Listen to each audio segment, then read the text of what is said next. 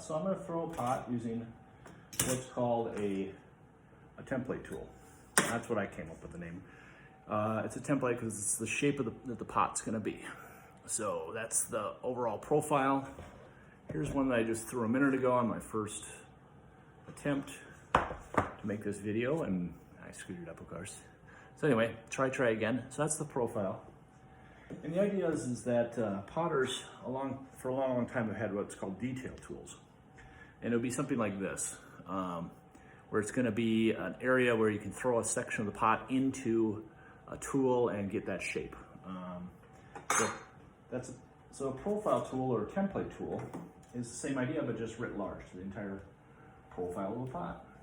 And it's something that potters at the Deneen pottery and Coiner pottery, well, they were both combined at that point, back in the Twin Cities, came up with, I believe, and it got passed down to the pottery where I worked, which is Custom Ceramics, which eventually became Gray Fox Pottery. And then I have my pottery, Black Dog Pottery, which is named after my dog at the time. So, and now we have a new black dog. Anyway, so as you saw, I put a pad down on the wheel head before I threw the ball on, and that gives me something to throw into, so that when I open it and press down, it's going to compress, and it avoids S-cracks. Now this particular clay is very white, and it's a little bit prone to cracking, so because it dries rather quickly, and so that's going to help this pot, this type of clay, I should say, as far as avoiding compression cracks or S cracks.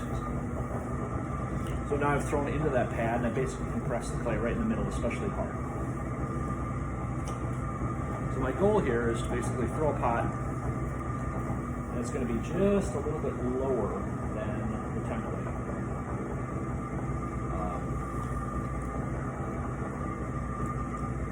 Because then I'm going to literally throw the clay into that template. Now it takes a little bit of time to cut one of these templates out of aluminum, but it's worth it because in the long run, you're going to be able to throw pots that are, once the slugs are cut of clay, you're going to be able to throw them about half or double the rate. So at my height, I could probably throw 40 to 45 mugs in an hour. And pots like this, like a tanker's about 35, maybe 37 an hour. So as you saw, I just threw the bottom basically into the side of the shape, into here to about here. That's a little extra clay from the side of the template, which I'll reuse. Collar in the rest of the clay just a touch. And then we're going to throw the top. Now I'm going to hold the bottom away a little bit so it doesn't chatter. And push the top in.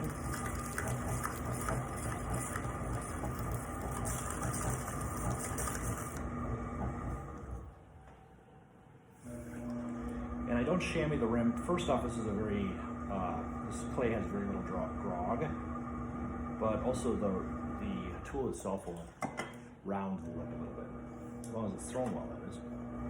So lastly, I get the moisture out of the bottom with a sponge on a stick. And before I cut it off, I check the overall shape. Looks good.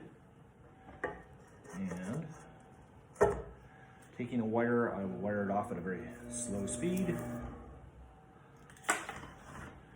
Dry my hands off, and then put that one on the board. And I'll show you that the two that I threw right together. So this is the one I threw before the video. This is the one during the video. And I would make boards after boards, however many I needed to make. Now there's going to be some slight variations, obviously. As I like to say, they're brothers and sisters, not identical twins. So that's about it. And so these forming tools are hard to throw with. It's hard to get the hang of it.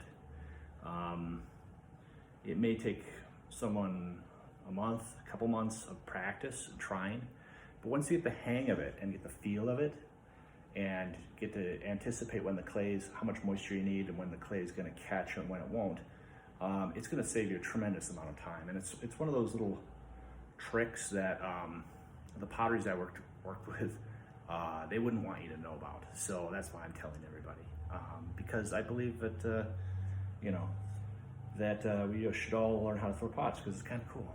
Anyway, have fun and take care. Bye-bye.